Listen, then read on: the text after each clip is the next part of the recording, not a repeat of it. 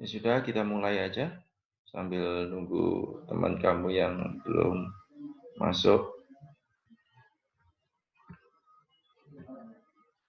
Assalamualaikum warahmatullahi wabarakatuh. Ini kita mulai tentang identifikasi penyebab penyakit ya, atau konsep penyakit dulu. Tadi ada teori penyebab penyakit, ada teori Contagion, Hippocrates, humoral, miasma, jasa trenik, ekologi lingkungan. Kalau kontagion, penyakit terjadi akibat kontak antara satu orang dengan orang lain. Ya, berawal dari pengamatan terhadap penyakit kusta di Mesir. Jadi kalau misalkan yang sekarang ini ya, COVID ini termasuk mengikuti teorinya kontagion.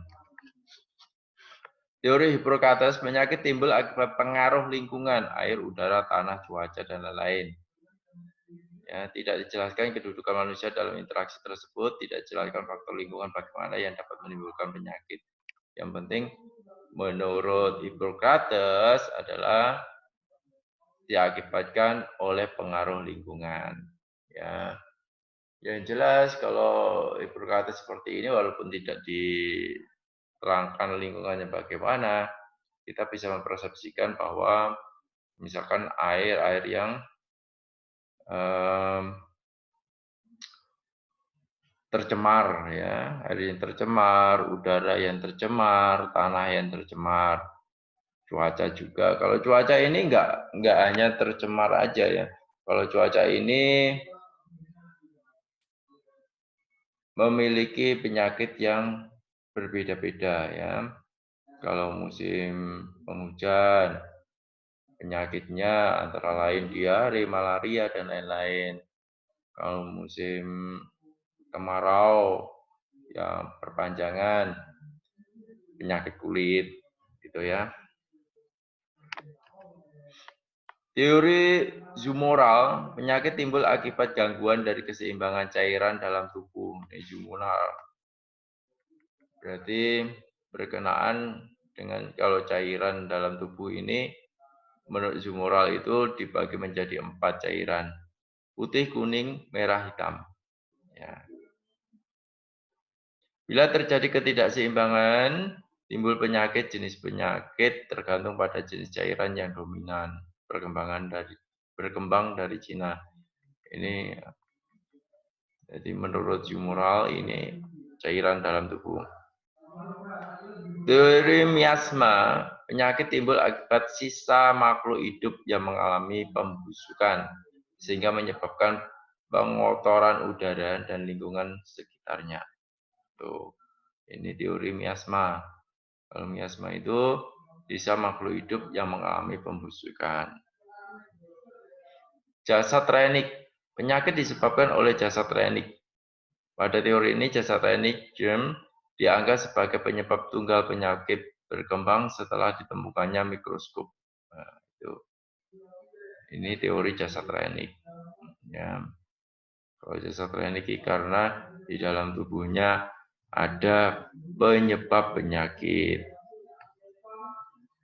Teori ekologi lingkungan, manusia berinteraksi dengan berbagai faktor penyebab dalam lingkungan tertentu. Pada keadaan tertentu akan menimbulkan penyakit. Ini ekologi lingkungan. Kalau ekologi lingkungan berarti ya manusia berinteraksi dengan lingkungan, ya kan? Terus menimbulkan penyakit. Konsep dasar timbulnya penyakit. Untuk mempelajari konsep terjadinya penyakit ada 3 macam mode pendekatan. Yang pertama, melalui segitiga epidemiologi atau disebut triangle. Ya, triangle epidemiologi. Yang kedua adalah roda wheel. Yang ketiga jaring-jaring sebab akibat. The web of caution. Ya.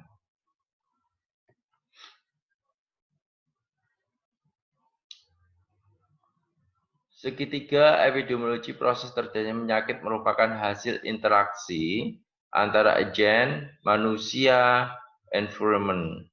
Ya, manusia ini sebagai penjamu atau host. ketiganya disebut trias penyebab penyakit, gitu ya. Jadi ketiga-tiganya ini harus seimbang ya antara agent, host, dan environment itu.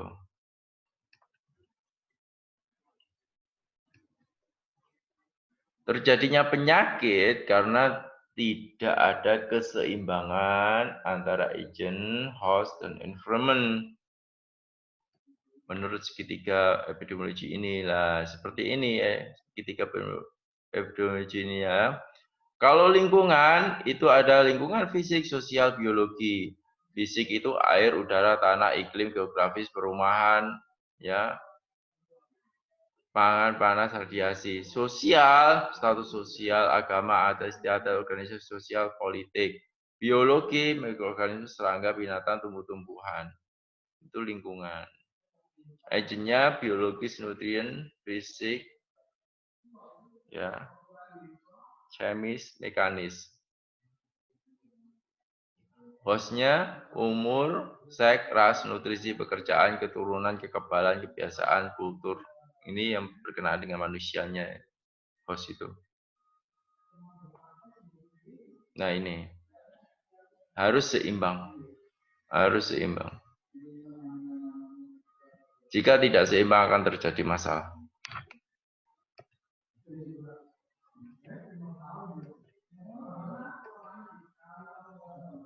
Ya. Ini yang terjadi masalah ya. Model 1. Agent lebih berat daripada host. Ya. Kita tahu agentnya tadi apa?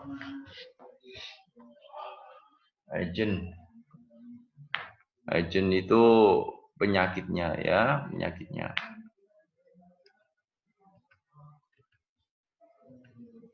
Nih, kemampuan agent meningkat, agent mendapat kemudahan menimbulkan penyakit terjadi pada penyakit infeksi, yaitu munculnya strain baru dari agent, misalnya mutasi pada virus influenza. Ini ya, tadi agentnya lebih berat. Sekarang hostnya lebih berat dari agent, Pak. Kalau host lebih berat dari agent, ya malah sehat, Pak. Belum tentu ya. Karena apa? Adanya peningkatan kepekaan host terhadap suatu penyakit. Kalau hostnya lebih berat ini sangat peka malahan ya. Perubahan komposisi penduduk menurut umur dan jenis kelamin, peningkatan jumlah penduduk, usia rentan. Kalau perumahan itu penduduknya tidak terlalu padat, maka akan terjadi lebih sehat daripada penduduk yang sangat padat.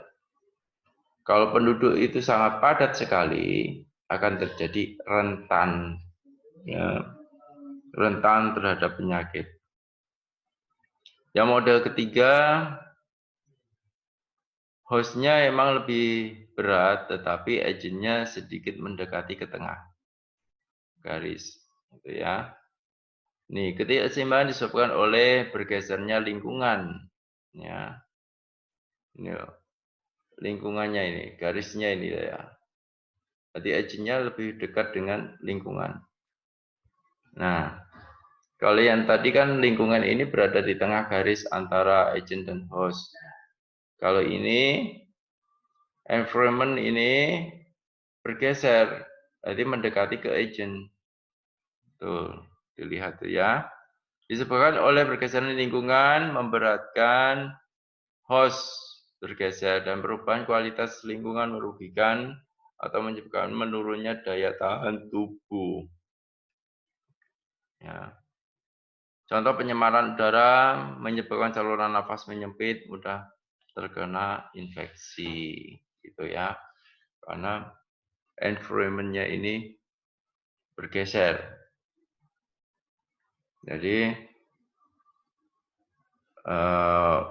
akan terjadilah gangguan-gangguan di dalam environment yang berakibat fatal. Kalau ini environment-nya bergeser mendekati host, jadi host-nya lebih dekat dengan environment, tapi agent-nya lebih berat. Nah, bergeser kualitas lingkungan memberatkan A atau agent. Terjadi pergeseran kualitas lingkungan. Perubahan kualitas lingkungan mempermudah penguntungan penyebaran agent. Tadi agentnya lebih mudah menyebar. Yang tadi kalau bergesernya itu mendekati agent, hostnya bermasalah dengan lingkungan, tetapi kalau lingkungan mendekati host, nah agentnya akan kompromi dengan environment dan menghasilkan hostnya rentan terhadap penyakit. Perubahan kualitas hidup mempermudah menguntungkan penyebaran agent. Contoh terjadinya banjir menyebabkan air kotor yang mengandung kuman. Kontak dengan masyarakat dan lebih mudah masuk ke tubuh masyarakat. Itu ya. Jadi kalau environment-nya terganggu misalkan banjir. Oh, kalau banjir itu kan agent-nya bertambah ya. Bakteri, virus akan banyak sekali ya. Misalkan gatal-gatal dan lain sebagainya menjadi kejadian yang luar biasa pada agent. Nah, kalau ini agentnya ini bertambah dikarenakan environment-nya, maka host-nya akan rentan terhadap penyakit. Penjamu atau host makhluk hidup lainnya termasuk burung arthropoda yang menjadi tempat terjadinya proses alamiah perkembangan penyakit.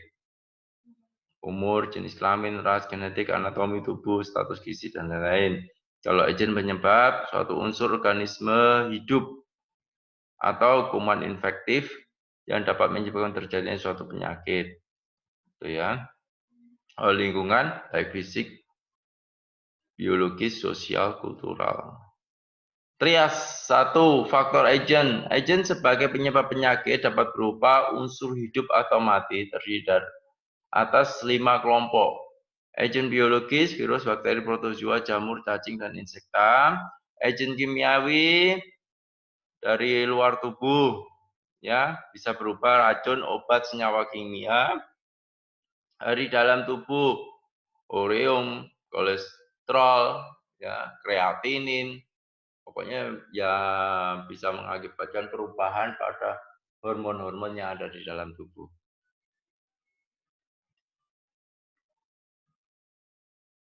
Kalau agentnya fisika, panas, iritasi, tikaman, pukulan, radiasi. Nah, nutrisi, kekurangan atau kelebihan nutrisi. Kalau psikis, ya gangguan. Gangguan pada kejiwaan.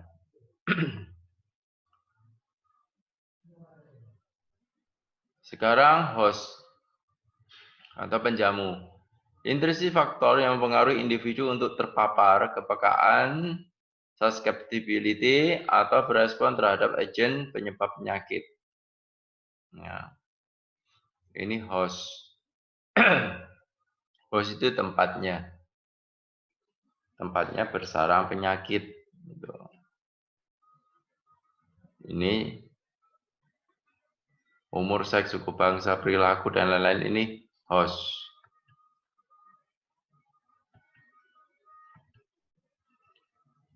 Faktor lingkungan, extrinsic faktor. Lingkungan ini disebut dengan faktor luar ya. Karena berada di sekitarnya, lingkungan luar agent, lingkungan luar host. Gitu ya. Tapi mempunyai peranan yang sangat penting lingkungannya. Ada lingkungan fisik, biologi, struktural. Kalau fisik, iklim, karakteristik geologis. Biologis ada faktor serangga yang menyebarkan agent, gitu ya. Misalkan gini, ada faktor. Ya, faktor ini adalah merupakan agent dari suatu host. Jadi misalkan bibit virus. Bibit virus masuk ke nyamuk, nyamuk menggigit manusia. Gitu ya. Makanya nyamuk itu disebut sebagai vektor. Ya, nyamuk sebagai vektor. Berarti sebagai perantara. Agentnya adalah virus. Misalkan virus demam berdarah, ya, yang masuk ke dalam manusia melalui vektor tadi. Karakteristik segitiga epidemiologi penjamu resistensi. Kemampuan dari penjamu untuk bertahan terhadap suatu infeksi, imunitas, kesanggupan host untuk mengembangkan suatu respon imunologis sehingga tubuh kebal terhadap penyakit tertentu. Infectiveness, potensi penjamu yang terinfeksi untuk menularkan penyakit kepada orang lain, lingkungan, topografi, geografi. Jadi kalau penjamu itu gini loh, manusia itu ya. Manusia itu bisa kebal terhadap suatu penyakit dan bisa juga rentan terhadap suatu penyakit. Kebal ini diakibatkan oleh vaksinasi, bisa diakibatkan oleh imunisasi, bisa ya.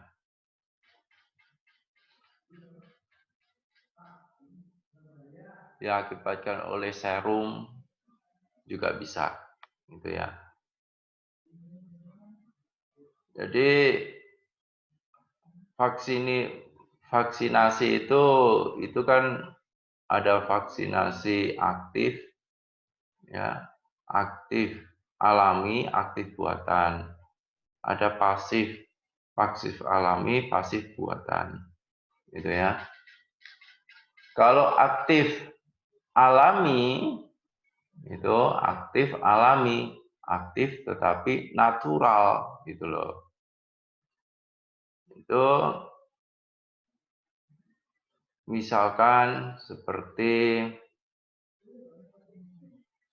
orang yang terkena campak, ya, habis itu sembuh dari campak. Itu aktif alami, dia terkena campak, gitu loh. Sembuh dari campak. Jadi tubuhnya sudah merespon penyakit campak tersebut. Nanti kalau terkena lagi, nggak akan terkena. Misalkan ada virus campak masuk lagi dalam tubuhnya, virusnya akan mati ya, karena tentaranya sudah mempunyai kemampuan untuk membunuh itu. Kalau aktif buatan, ya aktif tapi buatan. Nah itu seperti imunisasi BCG, itu kan buatan ya, dimasukkan dulu, ya. Terus imunisasi hepatitis dimasukkan dulu, baru nanti mempunyai kekebalan. Polio juga. Kalau pasif alami itu dari kolostrum ibu, ya, bisa kolostrum ibu. Jadi misalkan kamu menyusu pada ibu kamu waktu kamu masih bayi, susu yang pertama kali yang warnanya kekuning-kuningan itu kolostrum. Kalau pasif buatan itu sejenis sabu, serum anti bisa ular misalkan, itu, atau serum tetanus atau vaksin tetanus. Vaksin tetanus itu disuntikan ketika terkena, gitu loh. Serum bisa ular juga gitu, diberikan ketika terkena, gitu ya. Agen infektivitas, kesanggupan dari organisme untuk beradaptasi sendiri terhadap lingkungan dari penjamu, untuk mampu tinggal dan berkembang biak dalam jaringan penjamu. Ini agennya. Jadi agen ini bisa racun, bisa bakteri, bisa parasit, bisa virus. Dan agen ini masuk ke dalam tubuh atau masuk ke dalam host itu bisa melalui vektor, bisa langsung. Gitu ya, itu agent. Kalau menurut wheel atau roda, ya, memerlukan identifikasi dari berbagai faktor yang berperan dalam timbulnya penyakit dengan tidak mementingkan pentingnya agent. Besarnya peran dari masing-masing faktor tergantung pada penyakit yang bersangkutan. Ini modelnya. Pada intinya itu adalah manusia, inti genetik, ya, gen. Lingkungan biologis, lingkungan sosial, lingkungan fisik, induk semang. Gitu. Jadi kalau lingkungannya terganggu, ya, maka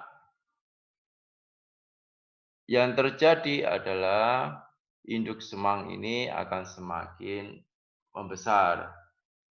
Induk semang itu ya kayak bakteri, virus, dan lain sebagainya, parasit, dan lain sebagainya. Induk semang. Kalau itu meningkat, maka manusia inti genetik akan terganggu. Ini ya. Dengan sosial lebih besar dari lainnya stres mental misalkan. Ini yang dirumpahkan stres. Dan tadi yang saya contohkan adalah penyakit. Peranan lingkungan fisik lebih besar dari yang lainnya. Peranan lingkungan biologis ya lebih besar dari yang lainnya pada penyakit lewat faktor malaria dan lain sebagainya.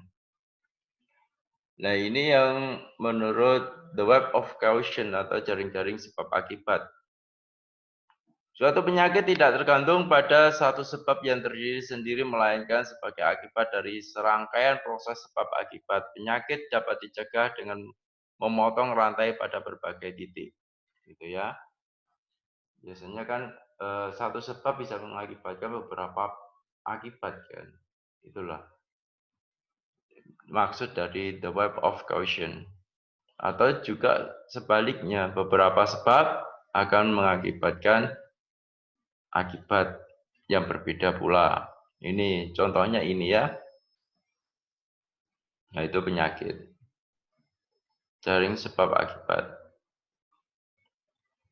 Faktor 8, 9, 10, 11, 12 mengakibatkan faktor 3, 4, 5, 6, 7. Terus mengakibatkan faktor 1, 2 penyakit.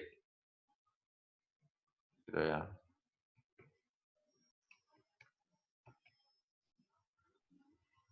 Ini contohnya, the web of caution. Misalkan kemiskinan. Kenapa dia miskin? Karena pendidikannya rendah. Karena produksi bahan makanan rendah. Daya belinya rendah. Fasilitas kesehatan berkurang. Orang miskin yang mau ke pelayanan kesehatan kan berpikir berulang-ulang ya. Ya kalau punya KIS aja kalau rawat di rumah sakit, yang ditanggungkan pemeriksaannya ya. Untuk yang menjaga orang yang sakit, uangnya juga sendiri ya. Jadi makanya fasilitas kesehatan kurang. Pengetahuan gizi rendah, konsumsi makanan tidak memadai, kesehatan kurang, akhirnya timbulnya penyakit kurang gizi, terus daya tahan tubuh dan penyerapan zat gizi terganggu. Itu cautionnya.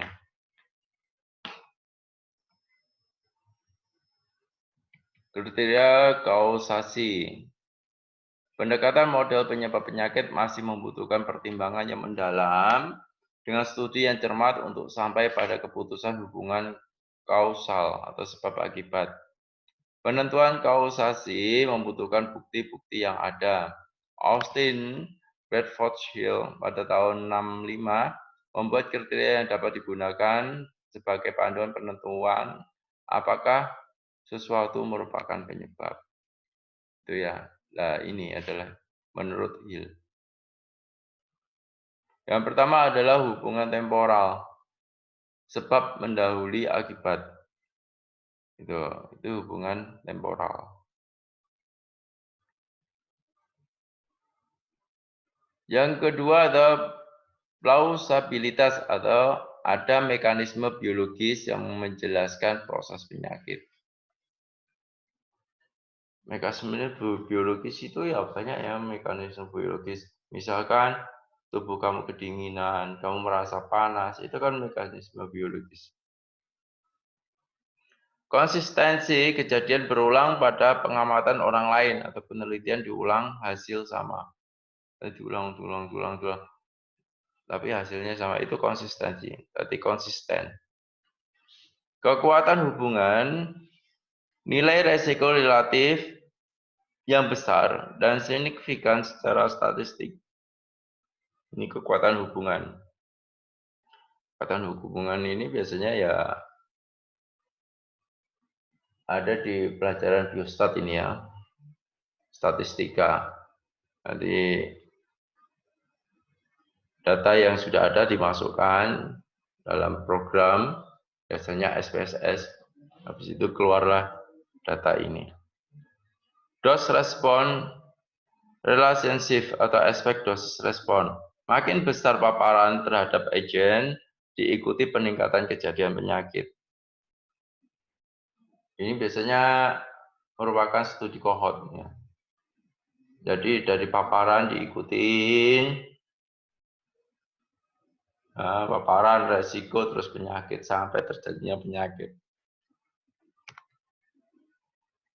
Yang nomor 6, reversibilitas. Penurunan paparan terhadap agen diikuti penurunan kejadian penyakit. Ya.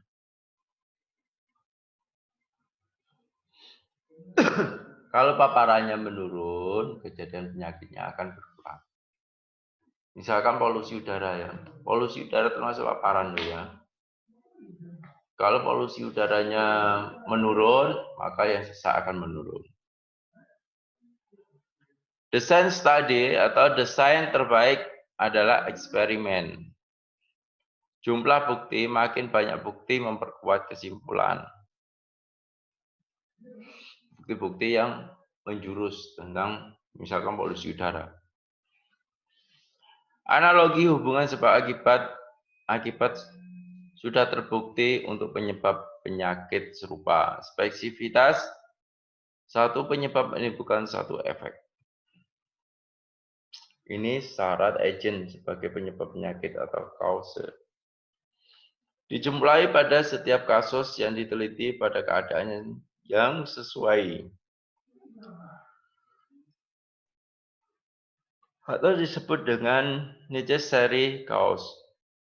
Agen hanya menyebabkan penyakit yang diteliti. Satu penyebab menimbulkan satu efek. Ini specific cause. Karena satu aja. Berarti spesifik.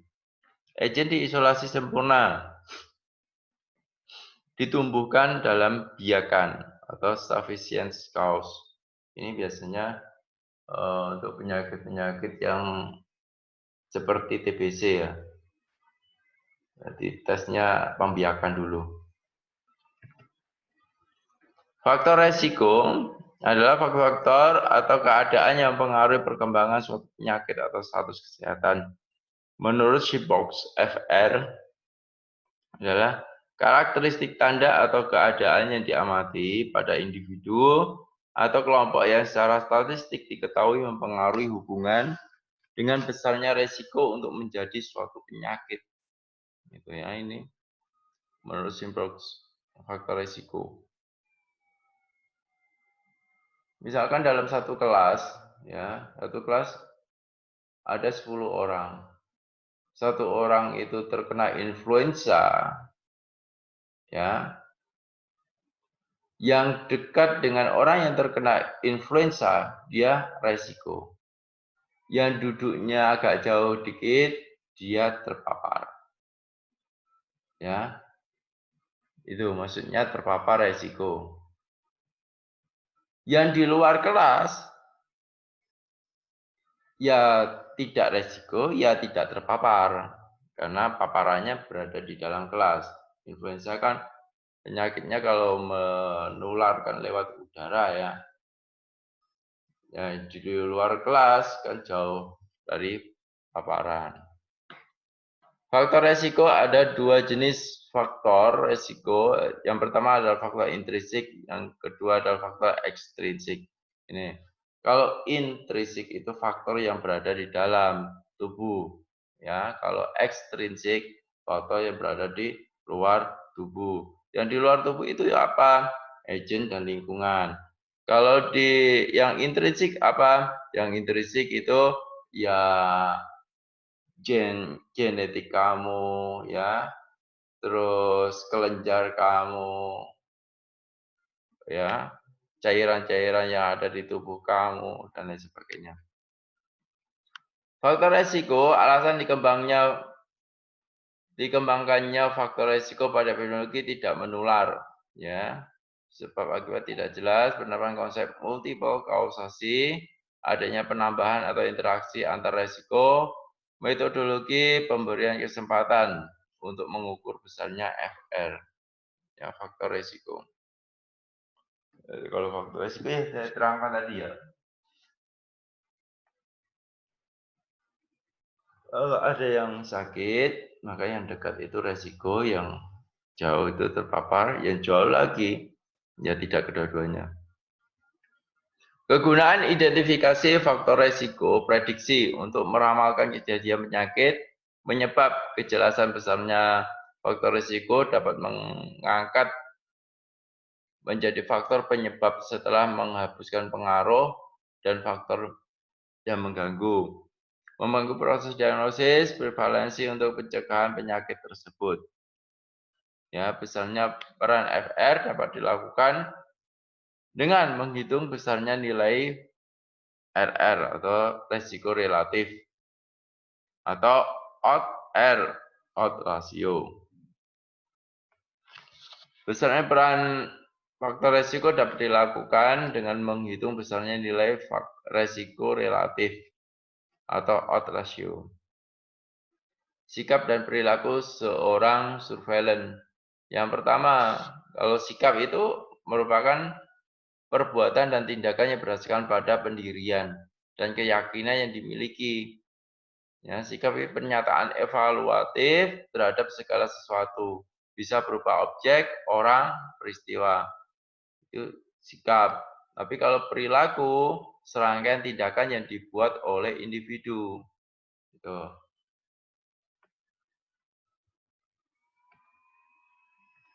Menurut Kiki, orang itu bersikap dahulu atau berperilaku dahulu?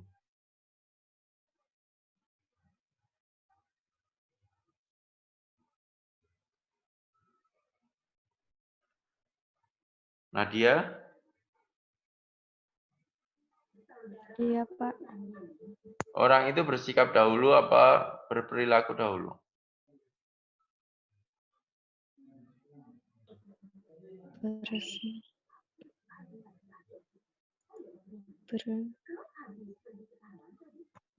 Bersikap. Kenapa?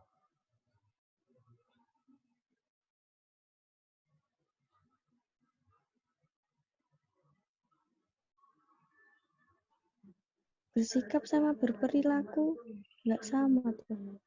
Nggak sama.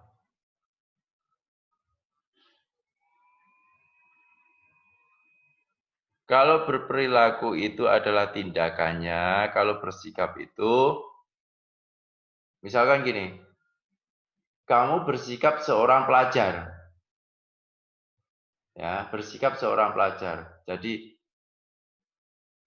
cara ngomong kamu, cara berjalan kamu seorang pelajar. Kalau kamu berperilaku seorang pelajar, ya tindakan kamu semuanya itu adalah seorang pelajar. Gitu loh ya. Jadi kan diawali dari sikap dahulu baru berperilaku. Gitu loh.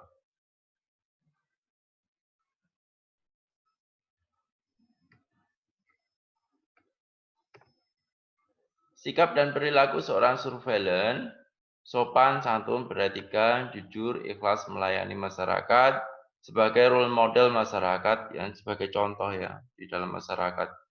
Jeli dan teliti dalam melakukan survei, mendokumentasikan semua hasil survei dan surveillance, membuat rencana surveillance, membuat program mengatasi masalah yang ada di masyarakat tentang sehat sakit, melaksanakan program surveillance, mengevaluasi program surveillance, merencanakan kembali hasil evaluasi.